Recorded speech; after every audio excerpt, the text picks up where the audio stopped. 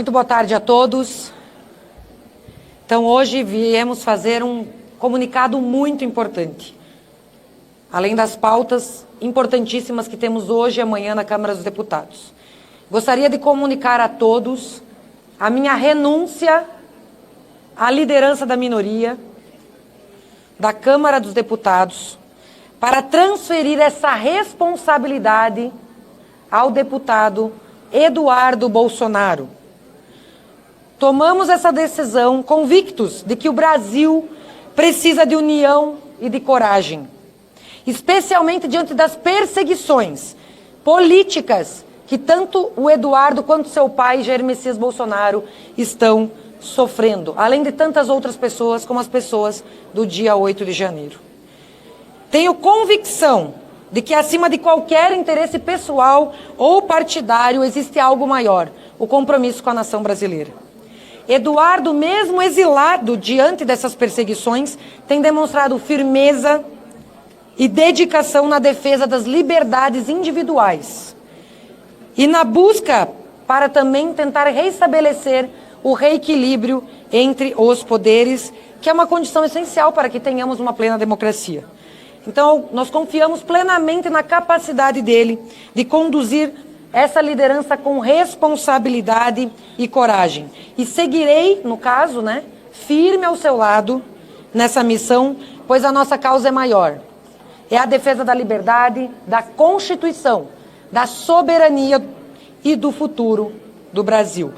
Então, vou passar a palavra nesse momento ao Zuco, ao Sócines, mais algum deputado que quer comentar, depois responderemos aos questionamentos.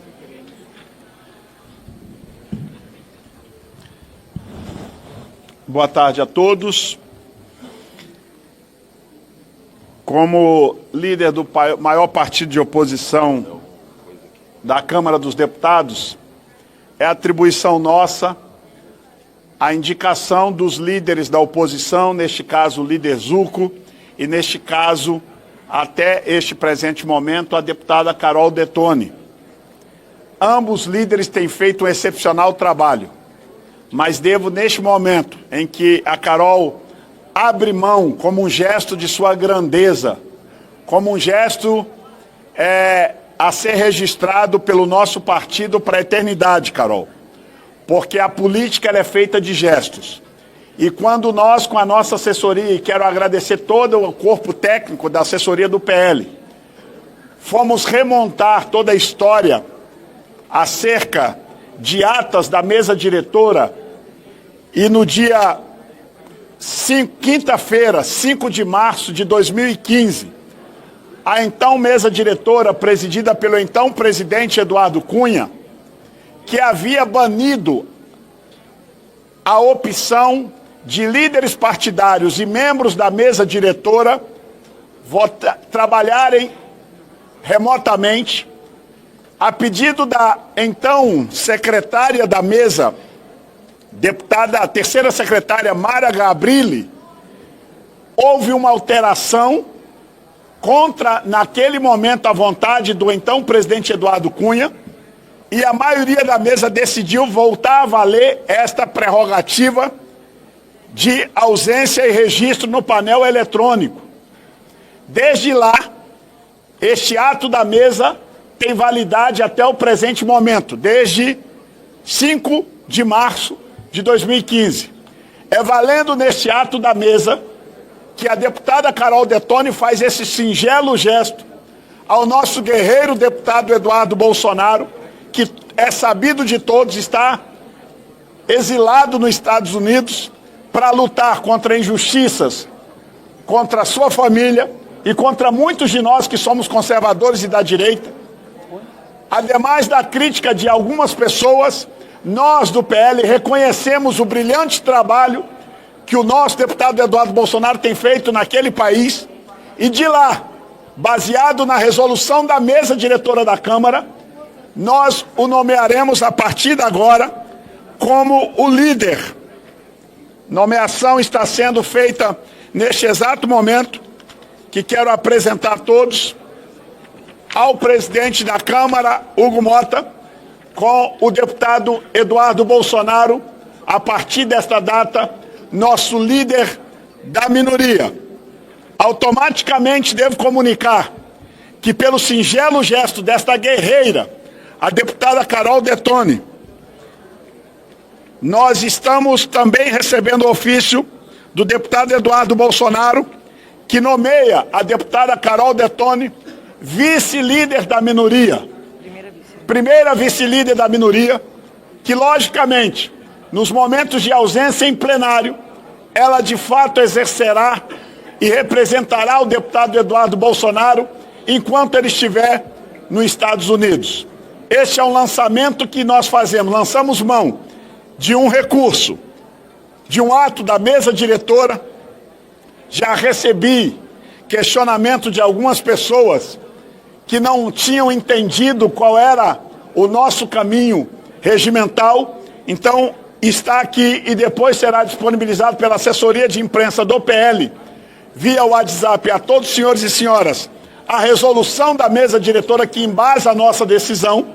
Decisão essa amparada nesta resolução da mesa e já dialogada com o presidente Hugo Mota, que eu comuniquei deste fato, junto com o líder Zulco, no dia de ontem, o que nós iríamos comunicar a todos os senhores e senhoras da imprensa, a todos os senhores e senhoras brasileiros, no dia de hoje. Dito isso, passo a palavra ao líder Zulco e depois estamos à disposição para mais alguns parlamentares e respostas de quem tiver dúvidas. Vai tentando aqui qualquer coisa. A minha fala é muito rápida, só de forma muito simples, aproveitando a presença de toda a imprensa, dizer que já uma das primeiras orientações do nosso líder da minoria, novo líder da minoria, Eduardo Bolsonaro, é sim trabalharmos a pauta que a Carol, o Sóstene e toda a oposição trabalhou tanto para a conquista da nossa anistia.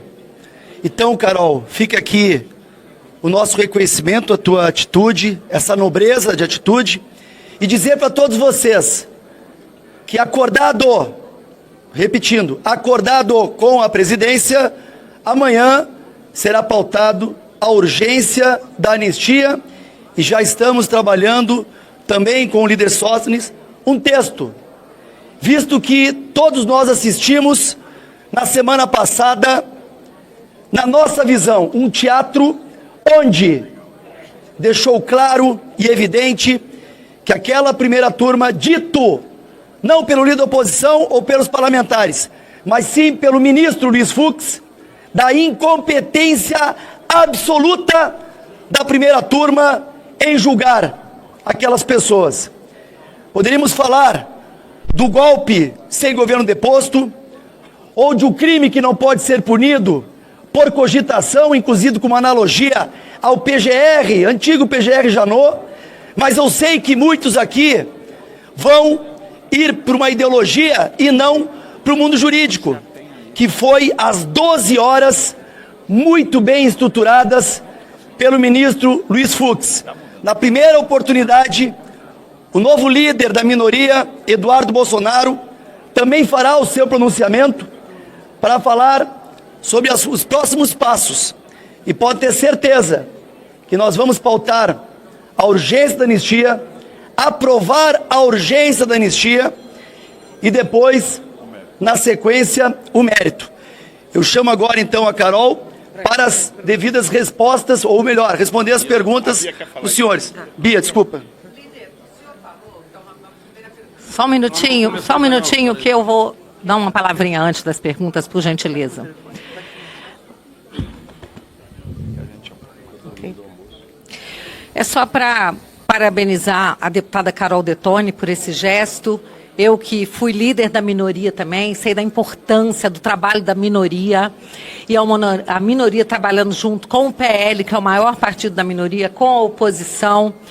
Temos realmente muito que lutar, principalmente pela anistia, e o novo líder, o deputado Eduardo Bolsonaro, tem lutado muito com afinco, com dedicação total a esse tema, quero falar aquelas pessoas que hoje têm familiares presos, que nós não desistimos de vocês nem por um minuto e que nós não podemos de forma alguma baixar a cabeça para perseguições políticas. Esse é um momento muito delicado na história do Brasil e nós, a oposição, o PL, a minoria, estamos unidos, unidíssimos aqui na busca desse resultado. A anistia, ela precisa ser aprovada da forma mais ampla, totalmente ampla, geral e restrita. Foi assim que sequestradores, assassinos, guerrilheiros, terroristas receberam a anistia para pacificar o país. O que nós queremos é virar essa página da história. Com anistia, que todos os crimes e os não crimes cometidos sejam apagados e que a gente possa seguir em frente. É pelo Brasil, é pela liberdade, é por todos os brasileiros.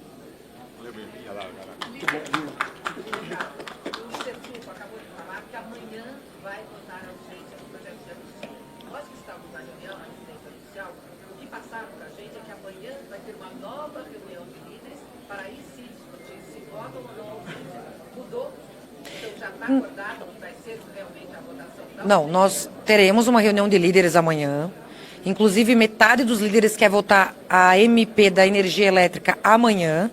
E houve uma grande divergência com relação ao texto, né, da tarifa social e com relação a outras partes de compensação que não ficou bem esclarecido. Líderes, inclusive, do MDB ficaram questionando muito algumas partes do texto. E com relação à anistia, foi um combinado votar prerrogativas hoje e anistia amanhã. A urgência. Então, nós vamos ter essa reunião onde ratificaremos a nossa intenção de votar a anistia, com certeza. E também a designação do relator, né?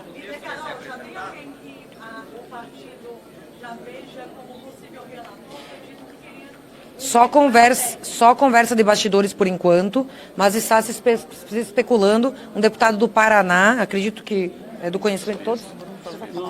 Deixa o Hugo comunicar. O Hugo que tem que comunicar, na verdade. Mas nós estamos aqui para falar sobre a questão da renúncia da liderança da minoria e algum esclarecimento quanto a isso. Algum questionamento?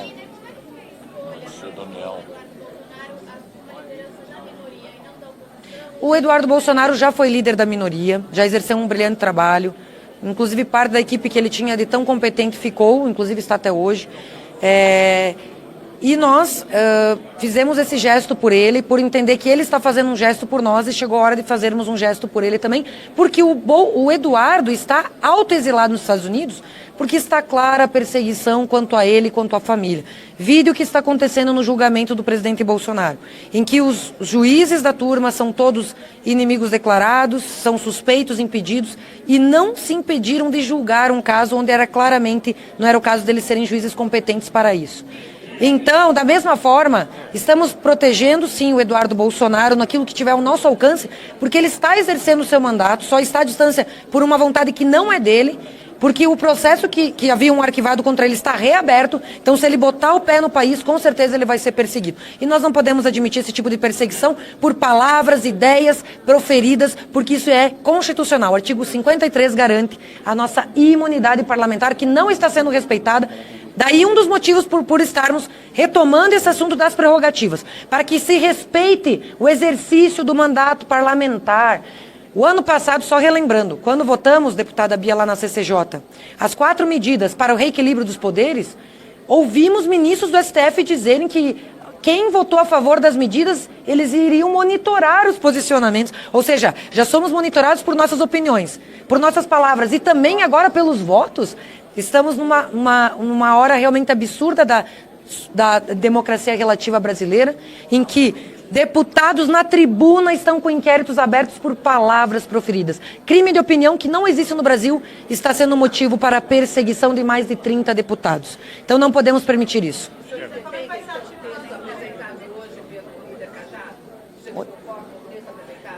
Falamos para o deputado Cajado que temos pontos a contribuir com o texto, inclusive o caput do artigo 53, para que tenhamos uma proteção não só na tribuna, mas também em qualquer ambiente que o deputado estiver. Por exemplo, o deputado está na sua base, fazendo um discurso, num comício, na rede social. Nós precisamos ter essa proteção, porque a nossa atividade parlamentar, ela é ampla.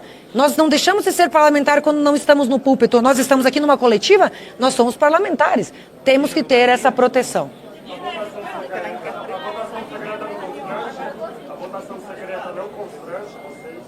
É um objeto de questionamento por parte de alguns deputados da nossa bancada e nós estamos debatendo esse texto.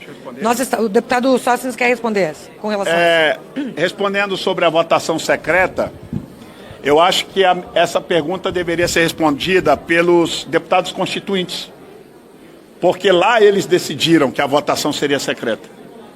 Nós só estamos referendando o que os constituintes originários, por algum motivo, e eu acho que constituinte originário não estava com nenhum interesse antirrepublicanos, que colocou essa votação para ser secreta. Se eles têm essa motivação, se eles tiveram essa motivação no passado, por que se constranger por essa motivação no presente? Nenhum constrangimento. Vide o caso que acabei de mencionar na CCJ. Quando temos deputados querendo reequilíbrio dos poderes, querendo votar a PEC 8 das decisões monocráticas, a PEC 28, eles votaram a favor. Os ministros do Supremo estão querendo monitorar quem votou a favor. Isso é uma clara perseguição. Então, para a gente poder ter independência no exercício parlamentar, do voto delegado pela sociedade brasileira, que essa sim é soberana do poder no Brasil, porque o poder emana do povo, está na nossa Constituição, a gente tem que ter liberdade para poder agir, para poder votar, e não constrangimento de acordo com algum tipo de votação. Então, há momentos em que a votação secreta pode nos proteger de perseguições, como o caso que comentei agora há pouco na CCJ.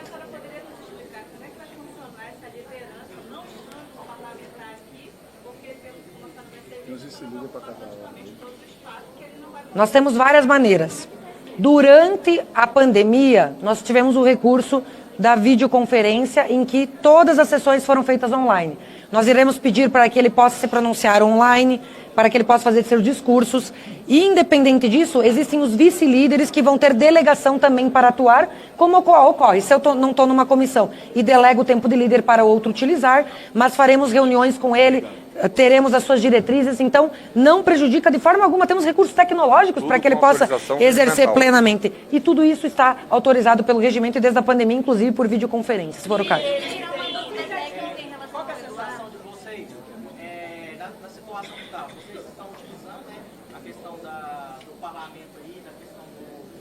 Assumir agora, né, a minorias, e como o partido sente com isso, essa perseguição que está, tanto do STF quanto de outros órgãos, aos parlamentares que estão atualmente, né, exilados fora do Estado, lá nos Estados Unidos? É um momento muito delicado da nossa sociedade, em que cidadãos comuns estão sofrendo o peso de uma injustiça, como o caso do dia 8 de janeiro, por isso temos lutado pela anistia. É uma situação delicada em que as nossas prerrogativas são violadas. Então, semanalmente, diariamente, estamos lutando por isso. E não nos cansaremos até retomarmos o livre exercício da soberania popular por meio da livre representação, da plena representação exercida por nós aqui nos nossos mandatos. Então, estamos lutando por isso diariamente.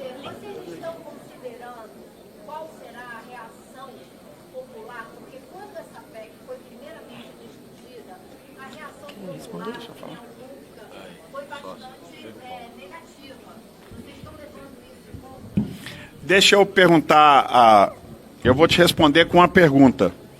Aumento de imposto é pauta popular? O atual governo do descondenado aumentou mais de 24 impostos em 2 anos e meio, a maioria deles votados nessa casa. Quando é para aumentar imposto, ninguém pergunta se é pauta popular, se a população aceita, até porque se perguntasse, ninguém é a favor de aumento de impostos. Nem sempre nós nesta casa votamos o remédio doce ou xarope. Seria muito bom para nós votarmos só xarope. Às vezes nessa casa a gente tem que votar morfina para curar um câncer. E o que nós estamos votando aqui agora é uma morfina para corrigir uma distorção que o STF vem fazendo de algum tempo para cá.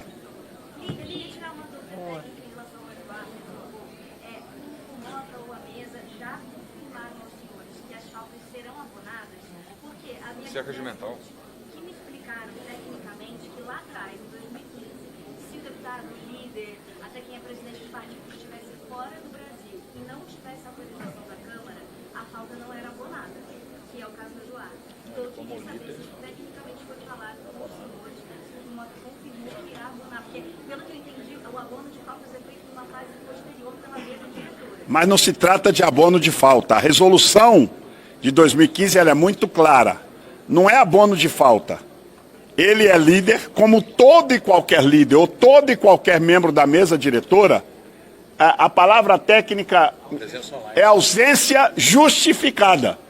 Não é abono de falta, é ausência justificada. Isso cabe a qualquer líder nesta casa, como a qualquer membro da mesa diretora. É isso que diz a resolução. Mas o que me disseram é que se o deputado estiver fora do Brasil sem autorização da Câmara, Olha só, eu queria saber se os senhores já conversaram com a mesa. eu conversei, eu pessoalmente, com o deputado Zucco, que aqui está o líder, conversei com o Hugo Mota ontem e levei a ele, não é, comuniquei da resolução, enviei a ele a resolução e nós não precisamos do retorno dele, é claro o ato da mesa, não tem discussão sobre o ato da mesa. Tá? Bom, gente, muito obrigado, bom trabalho a todos. De quê? Não, nós estamos discutindo urgência. Um passo cada vez. Nós vamos votar amanhã urgência. Texto, aí nós vamos aguardar o Hugo Mota nomear o relator e aí nós vamos discutir o mérito a posteriori. Ok? Muito obrigado, gente. Força, Eduardo!